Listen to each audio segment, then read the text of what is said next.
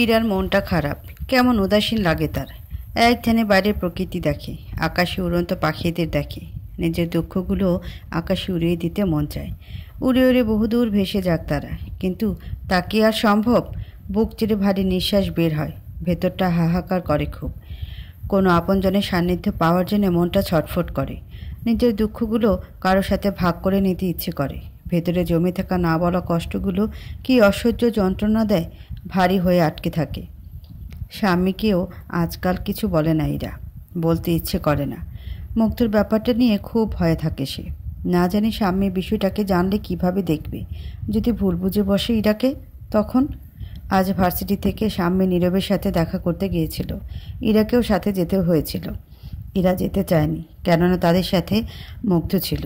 কিন্তু স্বামীর জোরাজুরিতে অবশেষে বাধ্য হয়ে সাথে যেতে হয়েছিল তার। পার্কে একসাথে বসে যখন স্বামী আর নীরব গল্প করছিল, তখন অন্যদিকে মুগ্ধ ইরাকে বিরক্ত করে মেরেছিল। কথায় কথায় হাত ধরার চেষ্টা করছিল সে। তাছাড়া উল্টোপাল্টা কথাবার্তা তো আছেই। ইরা কোনো মতে স্বামীকে বুঝিয়ে চলে এসেছে সেখান থেকে। এখনও ভাবলে তার কেমন গা ঘিন ঘিন করছে, অস্বস্তি হচ্ছে খুব। কতটা খারাপ ছেলে। ভাবনার মাঝেই ইরার কান্না পেল। এসব কথা বলার জন্য তার একজন আপনজনের খুব প্রয়োজন এই মুহূর্তে, যাকে মনে সব কথা বলা যায়, খুঁটিনাটি সব দুঃখ শেয়ার করা যায়। নিজের ভাবনার উপর নিজেই হেসে ফেলল ইরা। এমন মানুষ তার জীবনে কখনোই আসবে না, সে জানে। ছাদের একপাশে কিছু ফুলের গাছ লাগিয়ে বাগান তৈরি করেছে সে। সেগুলোতে আজ পানি দেওয়া হয়নি। ভাবনা ফেলে ফুল গাছে পানি দিতে লাগলো। শৌখে নিয়মিত সিগারেট খায় না, মাঝে মধ্যে একটু আধটু খায়। বিকেলের এই সময় ছাদে কেউ থাকবে না এই ভাবনা নিয়ে ছাদে আসে সে। পকেট থেকে সিগারেটের প্যাকেট বের করে আগুন নেয়। দু আঙ্গুলের মাঝে ধরে আরামসে এক টান দেয়। পাশে কারো শব্দ পেয়ে তাকায়। ইরাকে দেখে তাড়াতাড়ি হাত থেকে সিগারেট ফেলে পাপ দিয়ে পিষে। ছাদের কোনো ইরাকে দেখে সেদিকে এগোয়, বলে, গাছগুলো তুই লাগিয়েছিস? ইরা হঠাৎ কারো গলা শুনে চমকায়। পেছন ফিরে দেখে শৌখিন দাঁড়িয়ে আছে, দু হাত তার প্যান্টের পকেটে ঢোকানো। তীক্ষ্ণ দৃষ্টি নিয়ে তাকিয়ে আছে সে। ইরা মৃদু গলায় বলে, শৌখিন ঘুরে ঘুরে দেখে। বেশ ভালো লাগে তার। বলে, এত রকমের ফুলের গাছ আছে এখানে, কিন্তু গোলাপের গাছ নেই কেন? কারণ ও গাছে কাঁটা থাকে। তাই বলে গোলাপের গাছই লাগাবি না? কাঁটা থাকলেই বাকি, ফুলটা তো সুন্দর। আমার গোলাপ ফুল পছন্দ না। সে কি রে, গোলাপ পছন্দ না? বেশিরভাগ মেয়েই তো গোলাপ ফুল বলতে পাগল। গোলাপ দিয়েই তো তাদের রাগ ভাঙানো যায়। ইরা চোখ ছোট করে। শৌখিন সেদিকে দেখে, গলা ছাড়ে খুব খুব করে ওঠে। মিতালির গোলাপ পছন্দ, সে কথাই বলে ফেলতে গিয়েছিল সে। কথায় কথায় ঠিক বুঝে উঠতে পারেনি। মিতালি তো বলেও রেখেছে বিয়ের পর এই বাড়িতে সে গোলাপের বাগান করবে, চারিদিকে মোমো করবে সে ঘ্রাণ। আরও নানা পরিকল্পনা আছে তাদের। সে কথা ঘোরানোর জন্য বলে, না মানে গোলাপ তো আমারও খুব পছন্দ, তাই বললাম। ইরা জবাব দেয় না। সে গাছে পানি দেওয়ায় মন লাগায়। শৌখিনের পছন্দ আর তার পছন্দ মিলবে তার তো কোনো মানে নেই। শৌখিন আবার বলে, তুই ছোটবেলায় কত দুষ্টু ছিলিস, আর এখন এমন গোমরা হয়ে গেছিস কেন? কারণ কোনো কিছু আর আগের মতো নেই। শৌখিন মুখ গম্ভীর করে বলে, তা ঠিক। সে আরও কিছু বলতে চায়, কিন্তু কথা খুঁজে পায় না। কিছুক্ষণ চুপচাপ বসে থাকে। ইরার কাজ করা দেখে, উসখুস করে বসে বসে। কেন জানি তার কথা বলতে ইচ্ছে করছে, কিন্তু ইরা সেদিকে গুরুত্ব দেয় না। নিজের মতো কাজ সেরে সে ছাদ থেকে নিচে নেমে যায়। শৌখিন সেদিকে তাকিয়ে দেখে। তার নিজের কাজের উপর নিজেরই অবাক লাগে। ফোন বের করে মিতালিকে কল করে। ভাবে হয়তো মিতালির সাথে কথা বললে ভালো লাগবে তার। মায়ের সাথে বেশ কিছু সময় কথা বলেছে শৌখিন। স্বামীর বিয়ের ডেট ঠিক হয়ে গেছে। হাতে মাত্র 15টা দিন সময় পেয়েছে। এর মাঝে বিয়ের সব কাজ সারতে হবে। শৌখিনের ঘাড়ে সব দায়িত্ব এসে পড়েছে। কোথায় কিভাবে কি করবে সেসব বিষয়ে মায়ের সাথে আলোচনা করতে করতে বেশ রাত হয়ে গেছে। স্বামীর এনগেজমেন্টের সময় শৌখিন থাকতে পারেনি। মা অনেকবার বলেছিল থাকতে, কিন্তু সে তখন জেদ ধরে বসেছিল। ইরার সাথে বিয়ে দেওয়ার জেদ মনের মধ্যে পুষে রেখেছিল সে। রুমে ফিরে সেন্টার টেবিল থেকে ফোন হাতে তুলে নিল। 20 মিসড কল উঠে আছে। শৌখিনের চিন্তা হলো খুব। মিতালি কখনো এতবার কল করে না, করলেও দু একবার। আজ এতবার কল করলো, তাও আবার এত রাতে। কোনো বিপদে পড়েনি তো সে? শৌখিন তড়িঘড়ি করে মিতালির নাম্বারে ডায়াল করলো। ওপাশ থেকে রিসিভ হতেই এক নাগারে অনর্গল বলল, তুমি ঠিক আছো মিতালি? কি হয়েছে তোমার? কোনো সমস্যা হয়েছে? কি সমস্যা হয়েছে? কোথায় আছো এখন? মিতালি গম্ভীর গলায় বলল, আমি ঠিক আছি। শৌখিন একটু শান্ত হলো। মিতালির গলায় গম্ভীরতা উপলব্ধি করে বলল, মুড অফ কেন? মিতালি এবার ফুঁসে উঠল। এতক্ষণে নীরবতার পর রাগ উপচে পড়ল তার। বলল, এতক্ষণ কই ছিলে তুমি? কতবার কল করেছি দেখেছ? আর এখন বলছো মুড অফ কেন? সরি, ফোনটা ঘরে ছিল তো, আমার সাথে ছিল না। মিতালি কণ্ঠ ঠিক করলো, বলল, এতক্ষণ কোথায় ছিলে তুমি? মায়ের রুমে। ও, তাহলে ঠিক আছে। কণ্ঠ একটু কোমল করে বলল, স্বামীর বিয়ের ডেট ঠিক হয়েছে শুনলাম। হ্যাঁ, বলেছে রিফাত। হ্যাঁ, শৌখিন বলল। হ্যাঁ, ডেট ঠিক হয়ে গেল। আর কটা দিন মাত্র হাতে সময় পেয়েছি বুঝলি। নীরব বেশ কিছুদিন একটানা ছুটি পেয়েছি, তাই এর মধ্যেই বিয়েটা সেরে ফেলতে চাইছি। ভালোই তো। হ্যাঁ, স্বামীর বিয়েটা দিলে নিশ্চিন্ত হতে পারবো, তারপরেই মাকে তোমার কথা বলবো। মিতালি হুট করে বলে ওঠে, কেন? স্বামীর বিয়ের পর ইরার কথা ভাববে না? ওরও তো কেউ নেই। তোমরা ওর বিয়ের কথা না ভাবলে কে ভাববে? শৌখিন হঠাৎ কী বলবে বুঝতে পারল না। সে কখনো এ বিষয়ে ভেবে দেখেনি, ভাবার অবকাশও পায়নি। ইরার সাথে বিয়ে হওয়া নিয়ে মায়ের সাথে এতদিন মনোমালিন্য চলছিল তার। বাড়ি থেকে চলে গিয়েছিল সে, যদিও এসব কথা মিতালি জানে না। বাড়ির এ কয়জন ছাড়া কেউ জানে না। সবাই জানে ইরার কেউ নেই বিধায় রেহানা বেগম তাকে সাথে নিয়ে এসেছেন।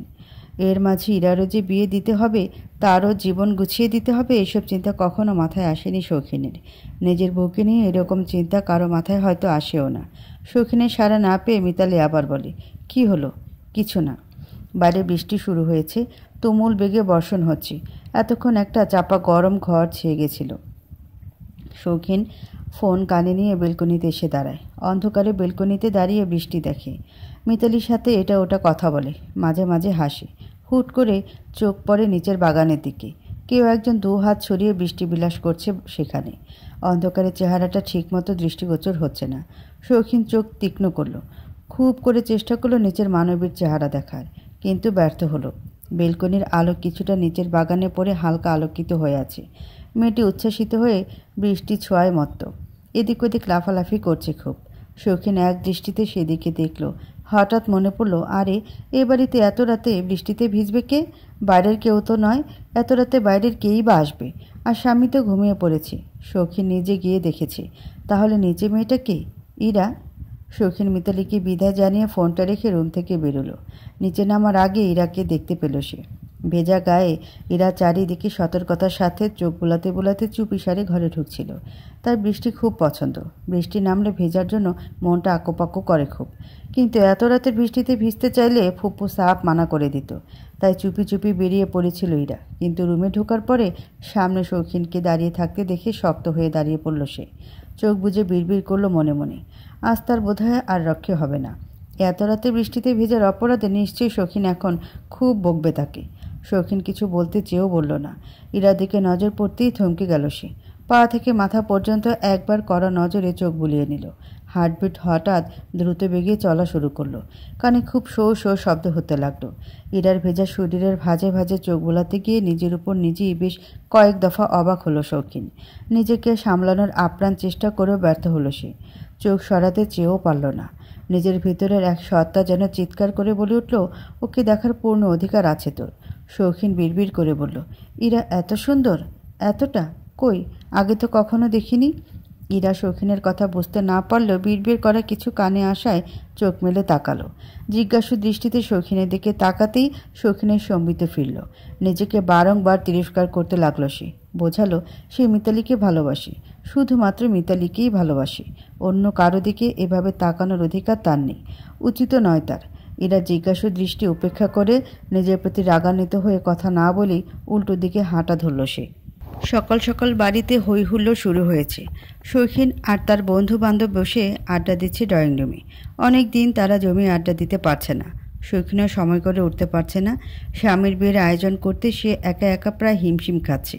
সারাদিন রাত এদিক ওদিক দৌড়ে বেড়াতে হচ্ছে তাকে। এর মাঝে বন্ধুদের সাথে আড্ডা দেওয়ার সময় করে উঠতে পারেনি। তাই সব বন্ধু বান্ধব শৌখিনের বাড়িতেই এসে হাজির হয়েছে আজ। সবাই হাসাহাসি মাতামাতি করছে। এর মাঝে এক ফাঁকে চা বানিয়ে রহিমা খালার হাতে করে পাঠিয়েছিল ইরা। এখন সে হালকা নাস্তা বানাচ্ছে। রেহানা বেগম দিনকে দিন বেশি অসুস্থ হচ্ছেন। তাকে খাইয়ে ঘরে শুয়ে রেখে এসেছে ইরা। এখন কিচেনে রান্না সারছে। রহিমা খালা দাঁড়িয়ে দাঁড়িয়ে ইরার কর্মকলাপ দেখছে। এতটুকুন মেয়েটা এক হাতে সব কাজ কেমন সামলে নিতে পারে, কতটা যত্নের সাথে আপন মানুষগুলোর সেবা করতে পারে। তাকে কিনা হেলায় পায়ে ঠেলল শৌখিন। রহিমা খালার আফসোস হয়, শৌখিনের জন্য আফসোস হয়। মনে হয় তার এই মনোভাব একদিন শৌখিনেরও হবে। এরা ততক্ষণে ট্রেতে খাবার সাজায়। রহিমা খালাকে বলে ড্রয়িং রুমে এগুলো দিয়ে আসতে। রহিমা খালার হাতে আটে না, আরও একটা সাহায্যের হাত প্রয়োজন তার। এত খাবার সে একা নিতে পারবে না। এরা ব্যাপারটা বোঝে। সে নিচে রাখা আরেকটা ট্রে তুলে নেয়, বলে চলো আমিও যাচ্ছি। দুজনে ড্রয়িং রুমে পৌঁছে সাবধানে সামনের টেবিলে খাবার নামায়। শৌখিন সেদিকে আরও চোখে তাকিয়ে আবার মুখ ফেরায়। কালকে তার নিজের মনোভাবের জন্য সে নিজের উপরেই রেগে আছে, তাই সে ইরার কাছ থেকে দূরে দূরে থাকার চেষ্টা করছে। সবার হাতে হাতে শরবতের গ্লাস তুলে দেওয়ার সময় পাশে বসা একটা ছেলে ইরার হাত চেপে ধরে। ইরার চোখ বড় বড় হয়। ছেলেটার নাম নয়ন, শৌখিনের বন্ধু সে। তার চোখে তখন লোভাতুর দৃষ্টি। ইরা শুকনো ঢোক গেলে হাত ঝটকা দিয়ে ছাড়ায়। অন্য কাউকে আর সার্ভ না করে দৌড়ে কিচেনে ঢোকে। কিচেনের ফ্লোরে ঠাস করে বসে পড়ে। চোখ ঠিকরে অশ্রুকণা বের হয়। ভাবে এসব জানোয়ারদের হিংস্র চোখ থেকে মুক্তি পাওয়া কি কখনো হবে না তার? চোখ মুখ ঠিক করে আবার রান্নার কাজে হাত লাগায়। এসব নিয়ে ভাবলে তার জীবন চলবে না। তাছাড়া ছেলেটা শৌখিনের বন্ধু, এরা প্রতিবাদও করতে পারবে না। আর করলেও বাকি, শৌখিন কি তার পক্ষে থাকবে? সে তো ঠিকই বন্ধুর পক্ষ নেবে।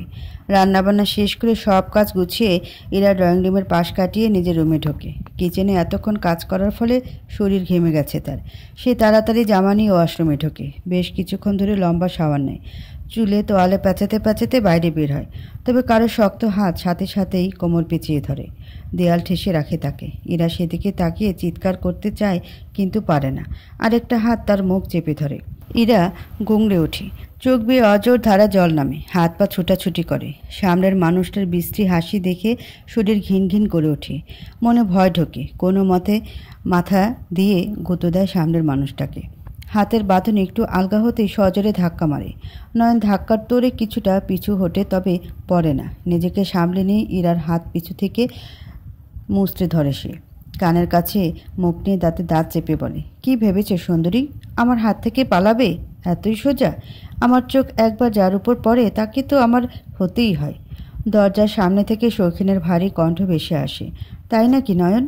নয়ন হতভম্ব হয়। সে ভাবেনি এমন মুহূর্তে কেউ এখানে আসতে পারে। সে তো ওয়াশরুমে যাওয়ার কথা বলে এখানে এসেছিল। শৌখিনের চোখের দিকে তাকিয়ে তার গলা শুকিয়ে আসে। কেমন লাল রক্তবর্ণ ধারণ করেছে চোখ দুটো। সে তাড়াতাড়ি ইরার হাত ছেড়ে দেয়। ইরা এক দৌড়ে শৌখিনের পাশে এসে দাঁড়ায়। এক হাত খামচে দাঁড়িয়ে থাকে, ফুপিয়ে ফুপিয়ে কাঁদে। একে একে বাড়ির সবাই সেখানে উপস্থিত হয়। রিফাত রেগে কয়েকটা কিল ঘুষি মারে নয়নকে, তবে আর মারতে পারে না। অন্য সব বন্ধুরা টেনে থামায়। তারাও ঘৃণ নজরে নয়নের দিকে তাকায়। তাদের বন্ধু নয়ন, সে কিনা এতটা নিচে নামতে পারে তারা ভাবতেও পারেনি। ইরা রাহানা বেগমের বুকে মাথা রাখে কৃতজ্ঞতা দৃষ্টিতে রিফাতের দিকে তাকায়। নয়নকে মারার জন্য সে রিফাতের উপর কৃতজ্ঞ, তবে আরেকটু বেশি মারলে হয়তো বেশি খুশি হতো। ইরার ভয়ার্ত মুখের দিকে তাকিয়ে রিফাত চোখ দিয়ে আশ্বস্ত করে। ইরাও প্রত্যুত্তর করে। শৌখিনের দিকে আরও চোখে একবার তাকায়। শৌখিন এখনও আগের জায়গায় কাঠের মতো দাঁড়িয়ে আছে। ইরা আশাহত হয়। সে রিফাতের জায়গায় শৌখিনকে তার জন্য প্রতিবাদ করবে ভেবেছিল। ইরা গুটিসুটি দিয়ে বসে আছে খাটে। তার মন ভালো না আজ। নয়নের হাত থেকে বাঁচার পরেও তার মনের ভয় কাটছে না। কেমন অদ্ভুত লাগছে। রেহানা বেগম ইরার মনের অবস্থা বুঝতে পারেন। তিনি স্বামীকে ডেকে বলেন, ইরাকে একটু স্বাভাবিক করার চেষ্টা কর না স্বামী। কিভাবে করব? ও তো কারোর সাথে কথাও বলছে না, কেমন চুপচাপ বসে আছে, হয়তো ভয় পেয়েছে। রেহানা বেগম চিন্তিত ভঙ্গিতে মাথা নাড়েন, বলেন, মেয়েটার উপর যা গেল আজ, ভয় তো পাবেই। তবু একটু চেষ্টা করে দেখ, বাইরে ঘুরতে নিয়ে যা। স্বামী একটু ভেবে বলে, আইসক্রিম খাওয়ার কথা বলে যাই। আচ্ছা যা। রাস্তায় গাড়ির পরিমাণ প্রচণ্ড বেশি। একের পর এক সাই করে ছুটে চলেছে গাড়িগুলো। মানুষজনের পরিমাণও বেশি। এত মানুষ আজ রাস্তায় কেন ইরা কিছুতেই ভেবে পাচ্ছে না। আজ কি বিশেষ কোনো দিন, নাকি ইরারই ভ্রম? ৭-৫ না ভেবে ইরা আইসক্রিম খাওয়ায় মন দিল। সে স্বামীর সাথে আইসক্রিম খেতে এসেছে। প্রথমে যদিও আসতে চায়নি জানিয়েছিল, কিন্তু স্বামী জোর করলো। তাছাড়া কিছুদিন পর তো ওর বিয়ে হয়ে যাবে, তখন কি চাইলেই এমন হুটহাট বেরোতে পারবে ওকে নিয়ে? সেসব কথা ভেবেই ইরা এসেছে। খাওয়ার এক ফাঁকে ইরার চোখ গেল রাস্তার ওপারে একটা ছেলের দিকে। ছেলেটার পা থেকে মাথা পর্যন্ত ব্যান্ডেজে মোড়া, হাঁটছেও খুঁড়িয়ে খুঁড়িয়ে, হাত ভাঙ্গা। রাস্তার ওপারে একটা হাসপাতাল আছে, সেখান থেকে বেরোচ্ছে ছেলেটা। ইরা চোখ তীক্ষ্ণ করলো। ছেলেটা পেছন ঘুরেছিল। এদিকে ঘুরতে ইরা আটকে উঠল। ছেলেটা নয়ন, কিন্তু তার এই অবস্থা কেন? কে করেছে এমন? রিফাত? সে তো কয়েকটা মাত্র কিল ঘুষি মেরেছিল, তাতে কি কারো এমন অবস্থা হয়? ইরা নিজেকে বোঝালো যে বদের হাড্ডি ছেলেটা নিশ্চয়ই অন্য কোনো মেয়ের সাথে বেয়াদবি করতে গিয়ে পিটানি খেয়েছে। মনে মনে বেশ খুশি হলো ইরা। ভেতরে প্রশান্তির হাওয়া বইতে লাগলো। যদিও কারো দুঃখে খুশি হতে হয় না, কিন্তু ইরা এই ছেলেটার দুঃখে নিজেও দুঃখ প্রকাশ করতে পারবে না। অতটা ভালো সে হতে পারবে না। স্বামী অবাক হয়ে তাকালো ইরার দিকে। যে মেয়ে এতক্ষণ যাবৎ মুখ গোমড়া করে বসেছিল, সে হঠাৎ এত উচ্ছল হয়ে গেল কেমন করে? সে খাওয়া বাদ দিয়ে হা করে ইরার দিকে তাকিয়ে থাকলো। ইরা সেদিকে পাত্তা দিল না। সে তার খুশি সেলিব্রেট করলো। সে খুশিতে লাফাতে লাফাতে সে কামড়ে তার আইসক্রিম শেষ করলো। আইসক্রিম বিক্রেতাকে বলল, আমায় আরও একটা আইসক্রিম দিন প্লিজ। রাতে রেহানা বেগমকে দেখে নিজের রুমে আসে ইরা। তবে দরজা খুলে রুমে ঢোকে না, আবার বাইরে বেরিয়ে আসে। রুমের সামনের করিডোর দিয়ে উদ্দেশ্যহীনভাবে হাঁটে। ঘরে স্বামী তার হবু বরের সাথে ফোনে কথা বলছে। ইরা গেলে হয়তো তাদের কথা বলার সমস্যা হবে, কথা ভেবে একটু পরে রুমে যাওয়ার সিদ্ধান্ত নেয় সে। অন্ধকারে বারান্দাটা কেমন ভুতুরে লাগে। ইরার কিছুটা গা ছমছমে লাগে। নয়নের ব্যাপারটা মাথায় ঘুরপাক খায়। তার ছোঁয়ার কথা ভাবলে গা গুলিয়ে ওঠে। ইরা সাবধানে পা ফেলে হাঁটে। শৌখিনের রুমের সামনে দিয়ে যাওয়ার সময় শব্দ শুনতে পায়। ইরা আমলে নেয় না, তবে হঠাৎ তার নাম বলতে শোনায় থমকে দাঁড়ায়। শৌখিনের মৃদু সুরে গলা ভেসে আসে। শৌখিন বলে, ইরা এ বাড়িতে থাকলে সমস্যা কোথায় বলো তো? ওর বিয়ে নিয়ে কেন পড়েছ তুমি? আরে আমি কি সে কথা বলেছি নাকি? তুমি রাগ কেন করছো? আমি জানি না কি হয়েছে আমার। শৌখিনের কথা বলার ভাবে ইরা বোঝে সে ফোনে কথা বলছে, কিন্তু এত রাতে কার সাথে কথা বলছে শৌখিন? তাও আবার ইরার বিয়ের ব্যাপারে। কথাটি ঠিকমতো বুঝতে ইরা আটকে ওঠে। শৌখিন তার বিয়ের কথা ভাবছে অন্য কারোর সাথে? ইরার বুক ভেঙে আসে। ভেতরের কান্নাগুলো দলা পেকে বুক ভার করে ফেলে। এতদিন শৌখিনকে নিয়ে যে ক্ষীণ আশা তার মনে লুকিয়েছিল, আজ কিনা সেটাও থাকলো না। তার জন্য শৌখিনের মনে সামান্য অনুভূতি অবশিষ্ট থাকলেও শৌখিন কখনো এরকম কথা ভাবত না। ইরার শরীর এলিয়ে পড়তে চাইল। মাথাটা ঘুরে উঠতেই সে পেছনে হাত দিয়ে দেয়াল আঁকড়ে ধরল। হাতে লেগে পাশে রাখা ফুলদানি ছিটকে পড়ল। শৌখিন চেঁচিয়ে উঠল, কে? কে ওখানে? ইরা যথাসম্ভব চেষ্টা করলো নিজেকে সামাল দেওয়ার। হাত দিয়ে চোখ মুখ ঠিক করে বড় বড় নিঃশ্বাস ছাড়ল। বলল, আমি। শৌখিন ততক্ষণে দরজা খুলে বাইরে বেরিয়েছে। ইরাকে অন্ধকারে এভাবে দাঁড়িয়ে থাকতে দেখে ভ্রু কুঁচকে এলো তার। বলল, এত রাতে এখানে কি? ইরা স্বামীর কথার সন্তর্পণে এড়িয়ে গেল। বোন তার হবু বরের সাথে কথা বলছে, আর তাই ইরা ঘরে না গিয়ে বাইরে ঘুরছে, একথা শৌখিনকে বলা যায় না। সে বলল, ঘুম আসছিল না, তাই একটু হাঁটছিলাম। শৌখিন প্রত্যুত্তরে কিছু বলল না। কিছুক্ষণ উসখুস করলো, কেমন যেন অস্থির দেখাচ্ছে তাকে। ইরা চোখ ছোট করে বোঝার চেষ্টা করলো শৌখিনের হয়েছেটা কি। না বুঝতে পেরে মনে উকি দেওয়া প্রশ্নটা করেই বসল। বলল, আপনি ঠিক আছেন? শৌখিন যেন এমন কথা শোনার জন্যই অপেক্ষা করছিল। সে তৎক্ষণাৎ এগিয়ে এসে ইরার সামনে দাঁড়ালো। বলল, না, একদম ঠিক নেই আমি, একদম না। বলতো এমন কেন হচ্ছে রে? ইরা ভ্যাবাচাকা খেলো। চোখ বড় করে হাবার মতো তাকালো সে শৌখিনের দিকে। শৌখিনের উস্কো খুস্কো এলোমেলো চুল, লাল ক্লান্ত চোখ দেখে তার ভেতরটা ধক করে উঠল। সত্যি মনে হলো শৌখিন ঠিক নেই, নয়তো গোছালো মানুষটার এমন অগোছালো রূপ কেন? সে শান্ত গলায় বলল, কি হয়েছে আপনার? জানি না। মানে? শৌখিন অস্থিরভাবে পায়চারি করলো, অশান্ত গলায় বলল, জানি না আমার কি হয়েছে। আমি সত্যি জানি না। শুধু জানি আমি ঠিক নেই। কিছুতে একটা ঠিক নেই। কোনো অনুভূতি উল্টো কাজ করছে আমার সাথে। আমার বাধ্য মতো চলছে না সে। মন আর মস্তিষ্ক দুজনার বিরোধিতা করছে। যার কথা ভাবা উচিত না তার কথাই ভাবছে। তার জন্য ছটফট করছে। তাকে কেউ আঘাত করলে ভেতরটা জ্বলে পড়ে নিঃশেষ হচ্ছে। তুই বুঝছিস তো আমার কথা? ইরা চোখ পিটপিট করে, হাবার মতো ফিসলে হাসে। সে আসলে কিচ্ছু বোঝেনি। তার মাথার উপর দিয়ে সুরুত করে কথাগুলো বেরিয়ে গেছে। তবে এতটুকু বুঝেছে শৌখিন কোনো বিষয় নিয়ে আপসেট আছে। সে শৌখিনকে বলে, বুঝলাম আপনার কথা। এখন সব কিছু সমাধান কি করে হবে জানেন? কি করলে? ঘুমালে। ঠান্ডা মাথায় একটা লম্বা ঘুম দিন, দেখবেন সব ঠিক হবে। শৌখিন বিরক্ত হয়। ঘুমালে কারো সমস্যার সমাধান হয় নাকি? তাছাড়া অশান্ত মনে ঘুম আসে? এই যে শৌখিন এত এত অশান্তিতে আছে, সে কথা কাউকে বলতেও পারছে না। এসব কথা কি কাউকে বলা যায়? মিতালিকেও বলতে পারছে না। কি বলবে সে মিতালিকে? যে তোমার সাথে আমার কথা বলতে ইচ্ছে করে না, তোমাকে নিয়ে ভাবতেও মন চায় না, মন শুধু ঘুরে ফিরে ইরাকে নিয়ে ভাবে। এ কথা কি বলা যায়? শৌখিন যথাসম্ভব নিজেকে সামলানোর চেষ্টা করে, বারবার নিজেকে বোঝায় সে মিতালিকে ঠকাতে পারে না। সে ভালোবাসে তাকে। ভালোবাসা কখনো সময়ের সাথে সাথে ফিকে হয় না, সময়ের সাথে ফিকে তো হয় ভালো লাগা। তবে কি শৌখিনের ভালোবাসা নয়, ভালো লাগা ছিল মিতালি? চলুন তো, ঘরে চলুন আপনি। ইরার কথায় বাধ্য ছেলের মতো ঘরে ঢোকে শৌখিন। ইরা রুমে ঢুকে লাইট অন করে, শৌখিনকে টেনে খাটে বসায়। সেন্টার টেবিলে রাখা জগ থেকে গ্লাসে পানি ঢেলে শৌখিনের সামনে ধরে। শৌখিন পানি খায়, পুরো গ্লাস শেষ করে। ইরা বলে, তাহলে আপনি ঘুমিয়ে পড়ুন, আমি যাই। যেতে গিয়েও পারে না ইরা, তার হাতে টান লাগে। শৌখিন পেছন থেকে হাত টেনে ধরেছে। ইরা বেশ অবাক হয়। আজ শৌখিনকে তার কাছে অন্যরকম লাগে, কেমন অচেনা অচেনা। এমন অদ্ভুত ব্যবহার শৌখিন আগে কখনো করেনি। ইরা হাতের দিকে তাকায়, শৌখিনও তার দৃষ্টির অনুসরণ করে তাকায়। ফট করে হাত ছেড়ে দেয় সে। ভেতরে অপরাধ বোধ তৈরি হয়। কি হচ্ছে তার সাথে সে জানে না, কিচ্ছু জানে না, শুধু জানে তার পাগল পাগল লাগছে। ইরা বলে ওঠে, কিছু বলবেন? শৌখিন আমতা আমতা করে। সে কি কারণে ইরার হাত ধরেছে সে জানে না, তবু এখন তো কিছু একটা বলতে হবে। কি বলবে মনে মনে খোঁজে, তবে তেমন কিছুই পায় না। শৌখিনকে চুপ থাকতে দেখি ইরা আবার বলে, আপনি কি আরও পানি খাবেন? ও হ্যাঁ হ্যাঁ। ইরা আরও এক গ্লাস পানি ঢেলে শৌখিনের সামনে গিয়ে ধরে।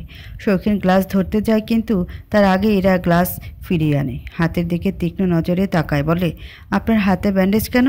শৌখিন শুকনো কেশে ওঠে। সে এতক্ষণ যাবৎ হাতটা লুকিয়ে রাখছিল ইরার নজর থেকে, কিন্তু এখন আর পারল না। বলে, কেটে গেছে। কিভাবে? শৌখিন মাথা চুলকায়। তার হাত কেটেছে নয়নকে মারতে গিয়ে। ইরার সাথে অশুভতম করার শিক্ষা দিতে গিয়ে বেধড়ক মেরেছে নয়নকে। তবুও ভেতরে জ্বলুনি কমছিল না। মারামারি করতে গিয়ে হাতে সামান্য লেগেছে তার, কিন্তু সে কথা তো আর ইরাকে বলা যায় না। সে আমতা আমতা করে। ইরা সেদিকে একবার তাকে পাশের ড্রয়ার থেকে মলম বের করে, শৌখিনের হাত টেনে কোলের উপর আনে। হাতে যেনতেনভাবে জড়ানো কাপড়টা খুলে যত্ন সহকারে মলম লাগায়। মলম লাগানোর মাঝে মাঝে ফু দেয়। শৌখিন বিমুগ্ধ নয়নে পলকহীনভাবে ইরাকে দেখে।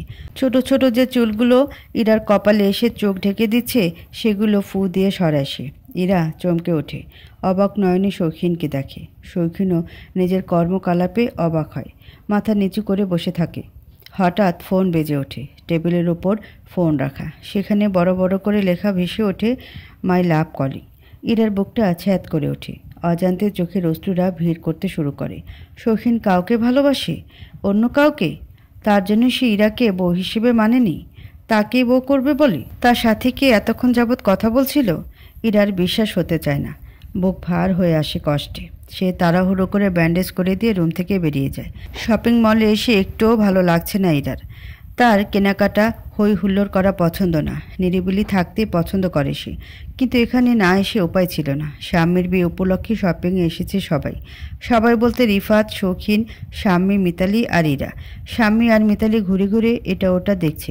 মাঝে মধ্যে চেঞ্জিং রুমে গিয়ে এক একটা জামা বদলেও দেখছে। ইরা চুপচাপ তাদের পিছু পিছু হাঁটছে। কাল রাতের পর থেকে তার মন বেশি খারাপ হয়ে আছে। মনের ভেতর শুধু একটা কথাই বাজছে, শৌখিন অন্য কাউকে ভালোবাসে, আর সেটা ইরা নয়।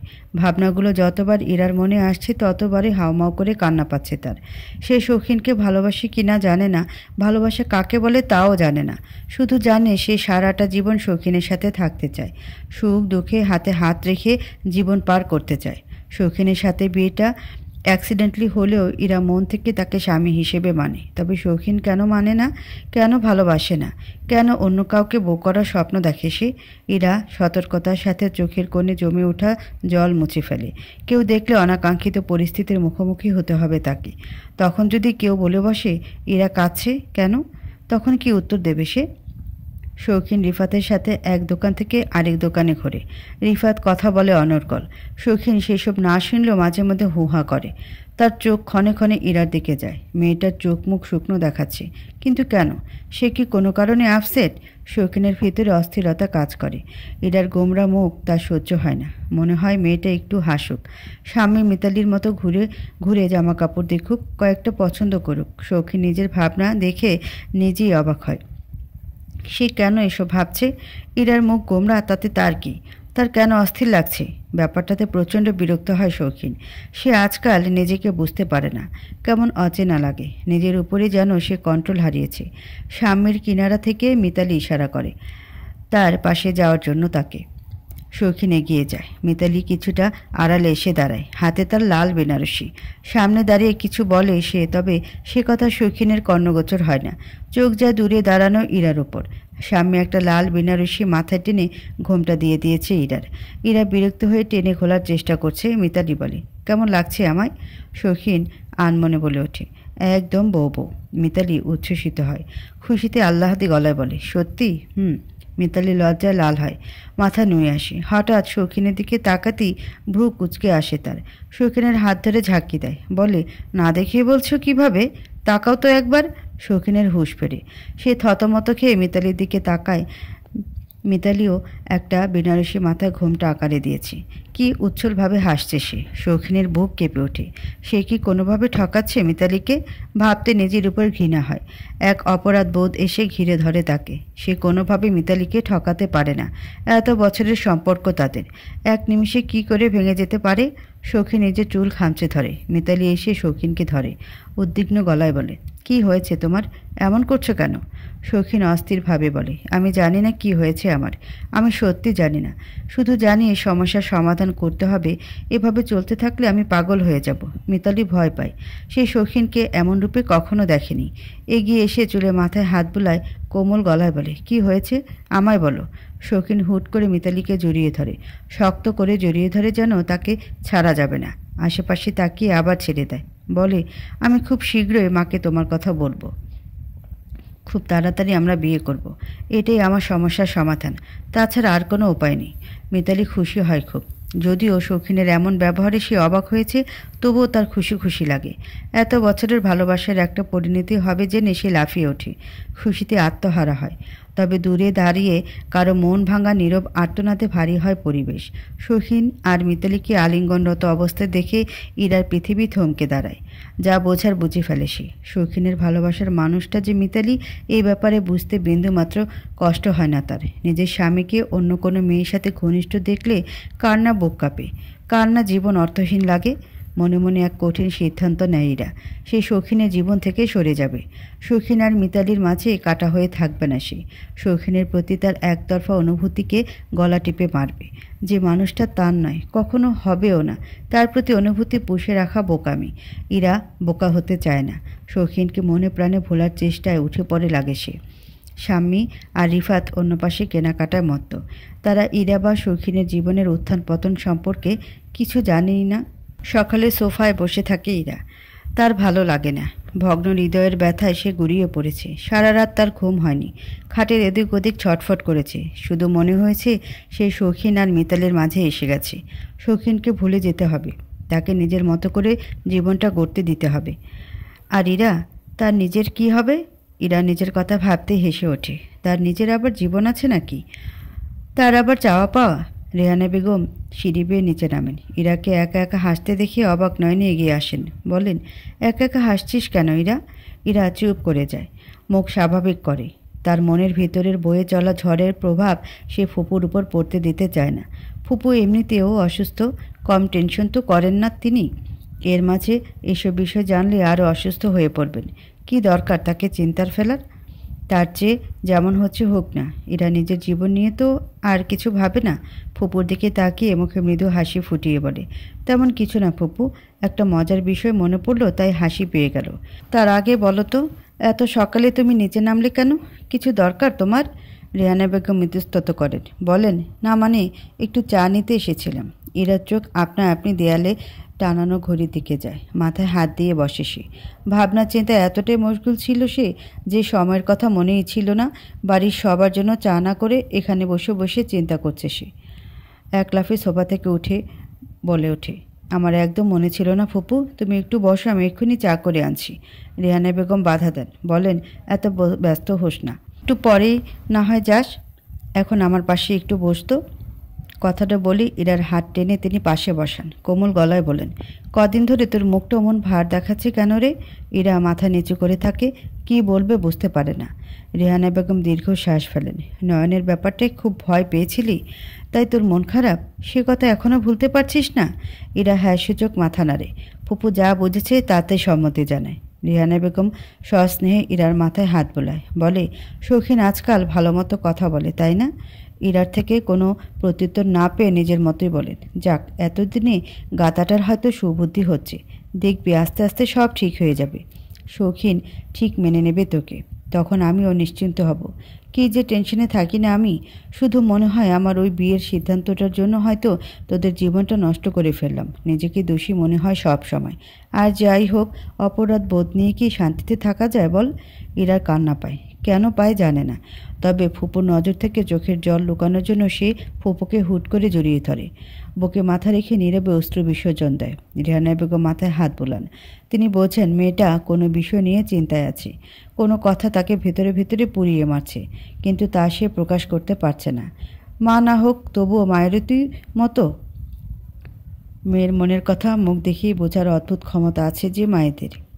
শৌখিনের রুমে ঢোকার আগে বেশ কয়েকবার দরজায় টোকা দেয় ইরা, তবে শৌখিনের কোনো সাড়া শব্দ পাওয়া যায় না। ইরা সাবধানে চায়ের কাপ নিয়ে ঘরে ঢোকে। ঘর অন্ধকার করে ঘুমাচ্ছে শৌখিন, কাঁথা মুড়ি দেওয়া। ইরা পা টিপে টিপে হাঁটে, প্রাণপণে চেষ্টা করে যাতে আওয়াজ না হয়। সে শৌখিনের ঘুম ভাঙাতে চায় না, শৌখিনের মুখোমুখিও হতে চায় না। নেহাত ফুপু জোর করে পাঠালো, তাই এই ঘরে আসতে হলো, নয়তো কখনো এ মুখও হতো না ইরা। সে ঠিক করেছে এখন থেকে শৌখিনের সামনে পড়বে না, তাকে এড়িয়ে চলবে। সাবধানে সেন্টার টেবিলে চায়ের কাপ রেখে আবার উল্টো পথে হাঁটা শুরু করে সে। খাটের দিকে নজর দিয়ে সামনে এগোয়। হঠাৎ দরম করে গুঁতো লাগে তার, পেছনে ধপ করে পড়ে যায়। তবে একা পড়ে না, সামনে হাতুড়ে কিছু আঁকড়ে ধরার চেষ্টা করতেই সামনে দাঁড়িয়ে থাকা মানুষটার জামা আঁকড়ে ধরে। সেও পরিস্থিতি বুঝে উঠতে না পারায় টাল সামলাতে পারে না, দুজনে মেঝেতে পড়ে। ইরার দম আটকে আসে যেন, তার উপর আস্ত এক মানুষ পড়ে আছে যে। সে দু হাত দিয়ে মানুষটাকে সরানোর চেষ্টা করে, কিন্তু ব্যর্থ হয়। তার মতো চিকনা মানুষের পক্ষে এত বড় শক্ত সামর্থ্য ব্যক্তিকে তোলা সম্ভব নয়। ইরা শক্তিতে না পেরে চিৎকার করে বলে ওঠে, ওরে বাবা রে, মরে গেলাম রে, লোহার মতো শক্ত এক গন্ডার আমার উপর পড়ে গেছে। শৌখিন ততক্ষণে উঠে দাঁড়িয়েছে। সে কথাটা শোনার সাথে সাথে ইরাকে ছেড়ে সোজা হয়, রক্তচক্ষু করে বলে, কি বললি, কি বললি তুই? আমি লোহার মতো শক্ত? আমি গন্ডার? ইরা জিভে কামড় দেয়। সে কি জানতো নাকি এটা শৌখিন? জানলে সে কখনো এমন কথা বলতো না। পরক্ষণে সে খাটের উপর নজর দেয়, আবার শৌখিনের দিকে তাকায়, ভয়ার্ত গলায় বলে, আপনি এখানে? তাহলে খাটে কে? শৌখিনও ভ্রু কুচকায়, বলে, খাটে কে মানে? বসা থেকে দাঁড়িয়ে খাটের কাছে এগোয়, কাঁথা সরিয়ে ইরাকে দেখায়, ওখানে একটা কোলবালিশ। ইরা বোকা হাসে। একটুর জন্য সে শৌখিনকে ভূত ভেবে বসেছিল। ইরা রুম থেকে বেরিয়ে যেতে গিয়েও আবার ফিরে আসে, বলে, টেবিলে আপনার চা রেখেছি। আচ্ছা। শৌখিন কিছুক্ষণ মাথা চুলকে ইরাকে পিছু ডাকে, ইরা শোন। হ্যাঁ বলুন। শৌখিন আমতা আমতা করে, তবু মনে সাহস আনে। তাকে বলতে হবে, মিতালির কথা মতো ইরারও বিয়ের ব্যবস্থা করতে হবে। যদিও এ ব্যাপারে ভাবলেই শৌখিনের বুক জ্বলছে, ভেতরে দাবানলে শিখা ফুলে ফেঁপে উঠছে। তবুও শৌখিন তার সিদ্ধান্তে অনড়। সে বলে ওঠে, তোর কি কাউকে পছন্দ ইরা? ইরা চোখ ছোটো করে, কথাটা তার বোধগম্য হয় না। বলে, পছন্দ বলতে? না মানে কোনো ছেলেকে পছন্দ নাকি? মানে ভালোবাসিস কাউকে? ইরার বুক ধক করে ওঠে। সে ভালোবাসবে? কাকে? ভালোবাসা বলতে কী বোঝায় তাই তো জানে না সে। শুধু জানে শৌখিন তার স্বামী, তার সুখ দুঃখের অংশীদার সে, তার পথ চলার সাথী। এই যে সেদিন শৌখিনের হাত কাটা দেখে ভেতরটা ধক করে উঠেছিল ইরার। শৌখিনের সুখের জন্য নিজের সুখকে এক কথায় বিসর্জন দিতেও প্রস্তুত। এসব যদি ভালোবাসা হয় তাহলে ইরা ভালোবাসে, সেই শৌখিনকে ভালোবাসে। কিন্তু এই ভালোবাসা যে মূল্যহীন, একতরফা ভালোবাসা যে শুধু কষ্ট ছাড়া আর কিচ্ছু পাওয়া যায় না। ইরা তাচ্ছিল্য ভরা হেসে বলে ওঠে, আমার মতো মেয়ের আবার ভালোবাসা? কথাটা তীরের মতো ছুটে এসে শৌখিনের বুকে লাগে। আমার মতো মেয়ে মানে? কি বোঝাতে চাইছে ইরা? সে বলে, তোর মতো মেয়ে মানে? মানে আবার কি? এমন চালচুলোহীন অনাথ অন্যের বাড়ি আশ্রিত মেয়েকে কে ভালোবাসবে? শৌখিন ক্রুদ্ধ হয়, রেগে এগিয়ে এসে ইরার বাহু চেপে ধরে। আশ্রিত বলতে কি বোঝাতে চাইছিস তুই? তুই কি এ বাড়িতে আশ্রিত? এটা তোর বাড়ি, তোর স্বামীর বাড়ি। শেষ কথাটা বলেই থেমে যায় শৌখিন। সে কথার ছলে বলে ফেলেছে কথাটা, নিজেও হয়তো বুঝতে পারেনি এমন কিছু বলে ফেলবে। আজকাল কী যে হয়েছে না তার। ইরাও বুঝতে পারে শৌখিন ভুল করে কথাটা বলেছে। না হলে যে মানুষ এই বিয়েটাকে মানে না সে কি করে এমন কথা বলতে পারে। তাছাড়া মিতালির কথাটা তো জানে ইরা। সে তো জানে শৌখিন মিতালিকে এ বাড়ির বউ বানাবে। এটা মিতালির স্বামীর বাড়ি, তার তো নয়। ইরা শান্ত গলায় বলে, আমি ব্যথা পাচ্ছি, আমাকে ছাড়ুন। শৌখিন ফট করে ইরাকে ছেড়ে দাঁড়ায়। ইরা সেদিকে তাকিয়ে রুম থেকে বেরিয়ে যাওয়ার জন্য পা বাড়ায়। মাঝপথে দাঁড়িয়ে সামনে তাকিয়ে বলে, আমি আপনার কথা সিরিয়াসভাবে নেইনি। আমি জানি আপনি ভুলে কথাটা বলে ফেলেছেন। কথাটা বলেই সে দাঁড়ায় না, দ্রুত রুম ছেড়ে বাইরে বেরোয়। পার্লার থেকে মেয়েরা এসেছে। শাম্যের হাতে মেহেদি পরাচ্ছে তারা। অন্যান্য মেয়েরাও হাতে মেহেদি পরছে। শাম্যের গায়ে হলুদ আজ। বিকেলে ছাদে ফাংশন হবে। সেই সব কিছু তোড়জোড় চলছে বাড়িতে। শৌখিন এদিক ওদিক ছুটাছুটি করে সব কিছু তদারকি করছে। 1 মিনিট দাঁড়ানোর মতো সময় তার হাতে নেই। তাকে সাহায্য করছে রিফাত। বাড়িতে অলরেডি অনেক মেহমান এসে গেছে। বাড়ি ভর্তি মানুষ গিজগিজ করছে। সবার কথাবার্তা মুখরিত চারিদিক। ইরাও ছোটাছুটি করছে খুব। মেহমানদের দেখভালের দায়িত্ব তার ঘাড়ে এসেই পড়তেছে। স্বামীর পাশ কাটিয়ে যাওয়ার সময় স্বামী গলা উঁচিয়ে ডাক দেয়, ইরা। ইরা এগিয়ে আসে, ওড়না দিয়ে কপালের ঘাম মোছে। এত দৌড়াদৌড়ির ফলে ঘেমে নিয়ে একাকার হয়ে গেছে সে। বলে, কি হয়েছে? স্বামী কপট রাগ দেখায়, মুখ ফুলিয়ে বলে, কি হয়েছে মানে? কাল আমার বিয়ে, তোদের ছেড়ে চলে যাব। আর আজ থেকেই কি না তুই আমার থেকে দূরে দূরে থাকছিস? কোথায় আমার আশেপাশে থাকবি তা না। ইরা কৈফিয়তে সুরে বলে, রাগ করছিস কেন? কাজ করছি তো। আরে রাগ তোর কাজ, আমার পাশে বসতো। ইরার এক হাত টেনে পাশে বসায় সে। মেয়েদের উদ্দেশ্য করে বলে, এই যে ওকে মেহেদি পরিয়ে দিন তো। ইরা চমকে উঠে বলে, আরে না না, আমি হাতে মেহেদি নেব না। কেন কেন? কখনো নেনি তো, আজ নিবি। আমার জন্য নে না একটু প্লিজ। ইরা হেসে উঠে বলে, ঠিক আছে। স্বামীও হাসে। ইরাকে মেহেদি পরানোর এক ফাঁকে স্বামী ফট করে বলে বসে, ওর হাতে অ্যাস লিখবেন কিন্তু। মিতালি পাশে বসেছিল। সেও হাতে মেহেদি পড়েছে। 2 হাতে সামনে মেলে ধরে হাত শুকাচ্ছিল সে। স্বামীর কথায় কপাল কুঁচকে আসে তার। বলে, অ্যাস কেন? ওর নাম কি অ্যাস দিয়ে শুরু? স্বামী থতমত খায়। শৌখিনের কথাটা বলতে ইচ্ছে করে খুব, কিন্তু বলতে পারে না। ভাইয়া ইরা আর তার কথা কাউকে বলতে নিষেধ করেছে। সে তো বিয়েটা মানেই না। এখন যদি মিতালিকে বলে ফেলে তাহলে শৌখিন নিশ্চয়ই খুব রেগে যাবে। স্বামী ফিসলে হেসে বলে, আরে আপু, এস দিয়ে তো আমার নাম শুরু হয়, তাই না? আমি ওর এত কাছের মানুষ, আমার নাম তো লিখতেই পারে। একটু চোখ ছোট করে মিতালির হাতের দিকে তাকিয়ে আবার বলে, কিন্তু তুমি কেন হাতে এস লিখেছ আপু? তোমার নাম তো এস দিয়ে নয়। মিতালি হেসে ওঠে, মুখে লজ্জার আভা দেখা যায়। বলে, আছে একজন এস দিয়ে। স্বামী লাফিয়ে ওঠে। এইসব বিষয়ে তার আগ্রহ বেশি। বলে, ও তাই নাকি আপু? সত্যি? কে সে? নাম কি তার? নাম বলা যাবে না, তবে সময় হলে দেখতে পাবে। কবে সময় হবে? মিতালি উচ্চস্বরে হেসে ওঠে, হবে হবে, খুব শীঘ্রই বিয়ে করব আমরা, তখন সময় হবে। কথাগুলো ইরার কানে বিষের মতো লাগে। কেমন গা ঘেমে ওঠে তার। বুকের হৃদস্পন্দন আটকে আসতে চায়। নিঃশ্বাস নিতে কষ্ট হয়। সে কোনো মতে থেমে থেমে কঠোর গলায় বলে, আমার হাতে কারো নামের অক্ষর লিখবেন না। হলুদ শাড়িতে ইরাকে মোহনীয় লাগে। আগে কখন ইরাকে শাড়ি পরিহিত দেখেনি শৌখিন। সে সবসময় সালোয়ার কামিজ পরে থাকে। শৌখিন অবাক নয়নে দেখে। ইরাকে অন্যরকম দেখতে লাগে, কেমন বউ বউ আভাস পায়। আগে কখন এভাবে দেখা হয়নি হয়তো। শৌখিন চোখ নামাতে চেয়েও পারে না। চোখ দুটো অবাধ্যতা শুরু করে। ঘুরে ফিরে কাজ করার ফাঁকে ফাঁকে সে ইরাকে আরও চোখে দেখে। আশপাশ দিয়ে নানা বাহানায় ঘুরঘুর করে। শাড়িতে পূর্ণ যুবতী লাগে দেখতে। তবে চুলগুলো বেঁধে রাখায় মন খারাপ হয় শৌখিনের। ভাবে মেয়েটাকে চুল খোলা রাখলে বেশি মানাতো। আর চুলে যদি গুস্ত কয়েকটা বুনো ফুল। শৌখিন মনের ক্যানভাসে ইরার খোলা চুলের ছবি আঁকে। ভাবতে ভাবতে ইরার কাঁধ বরাবর নজর পড়ে। কালো তিলটা দেখে বুক কেঁপে ওঠে। একটুখানি ছুঁয়ে দেওয়ায় আশায় ভেতরটা শুকিয়ে ওঠে। পরক্ষণে মেজাজ গরম হয়। ইরা পিঠ খোলা রেখেছে কেন? চুল কেন খোপা করেছে? তিলটা সবাইকে দেখানোর জন্য? আশেপাশে ঘুরে একবার তাকায় শৌখিন। এখানে উপস্থিত প্রায় প্রত্যেকটা ছেলের নজর ইরার দিকে। তার দিকে হাঁ করে তাকিয়ে আছে সব। শৌখিনের গা জ্বলে ওঠে। রাগে ফুঁসতে ফুঁসতে সে ইরার দিকে এগোয়। পথে রিফাত শৌখিনকে দেখে পিঠ চাপড়ে বলে ওঠে, এমন হনুমানের মতো মুখ করে কোথায় যাচ্ছিস? শৌখিন থমথমে মুখে জবাব দেয়, কোথাও না। কথার মাঝে রিফাতের নজর পড়ে ইরার দিকে। ততক্ষণে ইরা কাছে এসে দাঁড়িয়েছে। রিফাত বলে ওঠে, এটা কে রে? ইরা নাকি? তোমাকে তো আজ খুব সুন্দর লাগছে। ইরা হঠাৎ কথা বলায় চমকে ওঠে। সে মূলত আজ ভয়ে ভয়ে আছে। গায়ে হলুদের জন্য স্বামীর শ্বশুর বাড়ি থেকে লোকজন এসেছে, তার মধ্যে মুগ্ধও আছে। ছেলেটা বদের হাড্ডি, সবসময় ইরার সাথে অসভ্যতাম করে। এখানেও যদি এমনটা করে বসে তখন ইরা কি করবে? একে তো স্বামীর গায়ে হলুদে এত মেহমান বাড়িতে, তার উপর মুগ্ধ স্বামীর শ্বশুর বাড়ির লোক, তাকে কিছু বলতেও তো পারবে না ইরা। তার চেয়ে বরং লুকিয়ে লুকিয়েই থাকা যাক। রিফাতের কথা ইরা জোরপূর্বক হাসে। কেউ প্রশংসা করলে ইরার ভালো লাগে না, কেমন অস্বস্তি হয় তার। রিফাত ইরার উত্তরের অপেক্ষা করেও উত্তর পায় না। সে একটু হেসে আবার বলে, সিরিয়াসলি বলছি ইরা, তুমি এত সুন্দর, আগে কখনো বুঝিনি তো, নাকি ঠিকমতো দেখিয়ে তোমার দিকে। ইরার উত্তর দিতে হয় না, তার আগেই শৌখিন বলে, দেখবি বা কেন, বোন হয় তোর, বোনের দিকে অত ঠিক মতো দেখতে হয় না। রিফাত মাথা চলকে হাসে, বলে, পৃথিবীর সব মেয়েরে বোন বানালে বউ কাকে বানাবো?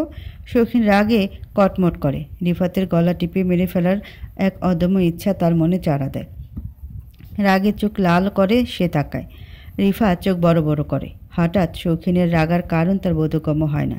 সে ভীতু গলায় বলে, কি হয়েছে রে ভাই, তোরে এমন দেখাচ্ছে কেন? তুই কি আমার উপর রেগে আছিস? শৌখিন আরও রাগে দৃষ্টি নিক্ষেপ করে। রিফাত সুযোগ বুঝে সেখান থেকে পালায়। পরিস্থিতি তার কাছে গরম গরম লাগছে। ইরার পাশে দাঁড়িয়ে কানের কাছে মুখ নিয়ে শৌখিন ফিসফিস করে বলে, চুল খোল। ইরা অবাক হয় খুব। কথা নেই বার্তা নেই, শৌখিন হঠাৎ এমন কথা বলছে কেন? ইরা একটু সরে দাঁড়িয়ে অবাক নয়নে তাকায়, বলে, কি? শৌখিন বিরক্ত চোখে তাকায়। মেয়েটা কেন বুঝছে না চুল খুললে তার পিঠের তিলটা ঢাকা পড়বে, তাহলে তো আর অন্য কেউ দেখতে পাবে না। তার রাগ হয়, মেয়েটা এতটা কেয়ারলেস কেন কে জানে। সে রাগে ফোঁসফোঁস করতে করতে বলে, কানে কম শুনিস? কানে কম শুনবো কেন? তাহলে কি বললাম শুনতে পাসনি কি? চুলের খোপা খুলতে বলছি। ইরা বার কয়েক চোখ পিটপিট করে। শৌখিনের ব্যবহার তার মাথার উপর দিয়ে যায়। কিছুদিন যাবৎ ধরেই ইরা লক্ষ্য করেছে শৌখিন তার সাথে অদ্ভুত ব্যবহার করে, কেমন যেন অন্যরকম ব্যবহার। কিন্তু কেন করে? বেশ তো আছে সে তার প্রেমিকাকে নিয়ে, কয়েকদিন পর বিয়ে করবে তারা, সব কিছুর প্ল্যানও করা শেষ। তাহলে ইরার সাথে এমন ব্যবহারের মানে কি? ইরা কি তার কোনো কাজের মাঝে যায়? সে তো নিজের মতো থাকে, নিজের কষ্টগুলো নিজের ভেতর পুষে রাখে। ইরা শৌখিনের কথা আর পাত্তা দেয় না। সে একবার তীক্ষ্ণ চোখে তাকিয়ে অন্যদিকে হাঁটা শুরু করে। শৌখিন অবাক হয়ে তাকায়। তার কথার গুরুত্ব না দিয়ে ইরা এভাবে চলে যেতে পারে সে ভাবতেও পারেনি। ইরা যাওয়ার দিকে হাঁ করে তাকিয়ে থাকে। অবাকের ভাবটা কাটতেই রাগে ফেটে পড়ে। চোখ দিয়ে আগুনের ফুলকি বেরোয় যেন। মিতালি শাড়ি পরে হাঁটতে পারে না, কেমন জড়িয়ে আসে তার। তবুও সে আজ শাড়ি পরেছে। শৌখিনের মুগ্ধ দৃষ্টির কারণ হতে চায় সে। শৌখিন শাড়ি পরা পছন্দ করে। এর আগেও শৌখিনের জন্য একবার শাড়ি পরেছিল মিতালি, এবার দিয়ে দ্বিতীয়বার পরেছে সে। তবে শৌখিনের দেখা এখনও মেলেনি। কোথায় যে গেছে ছেলেটা? মিতালি বারবার এদিক ওদিক তাকায়, শৌখিনকে খোঁজে। যার জন্য এত কষ্ট করে শাড়ি পরা সে যদি না দেখে তাহলে কষ্টটাই যে বৃথা। হঠাৎ কারোর সাথে ধাক্কা লাগায় মিতালি ছিটকে নিচে পড়ে। হাতের কনুইতে ব্যথা পায়। হাত দিয়ে আরেক হাতের কনুই চেপে ধরে। চোখ মুখ কুঁচকে সামনে তাকায়, দেখে সামনের মানুষটাও ব্যথা পেয়েছে, কিন্তু পড়ে যায়নি। মিতালির মাথা তার বুক বরাবর লাগায়, সে বুকে ব্যথা পেয়েছে। বুক ডলতে ডলতে সেও মিতালির দিকে তাকায়। চোখাচোখি হতেই সে থমকায়। মিতালির চোখ সুন্দর।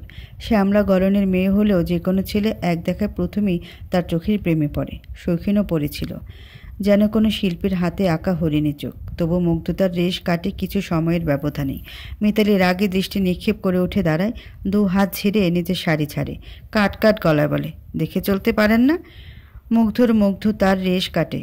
সে নিজের উপরেই চমকায়। যে ছেলে সব সময় মেয়েদের শরীরের ভাঁজে নজর বুলিয়ে এসেছে, সে কিনা আজ কারো চোখে মুগ্ধতা ভরা দৃষ্টি নিয়ে তাকাচ্ছে।